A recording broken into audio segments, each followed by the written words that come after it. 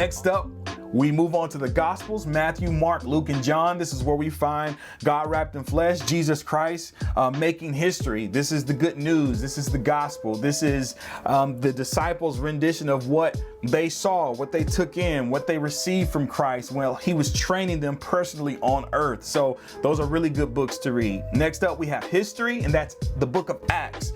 Acts is kind of like the actions of the church, the first church. This is where the church was born, ecclesia. This is where the church was born and raised. This is where we first get our stories from, the book of Acts. So you want to read that to know your history.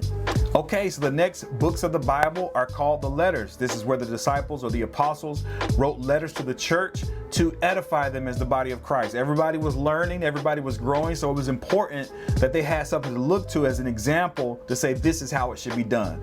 Those letters, or the epistles, are known as Romans, 1st and 2nd Corinthians, Galatians, Ephesians, Philippians, Colossians, 1st and 2nd Thessalonians, 1st and 2nd Timothy, Titus, Philemon, Hebrews, James, 1st and 2nd Peter, 1st and 2nd and 3rd John, and Jude.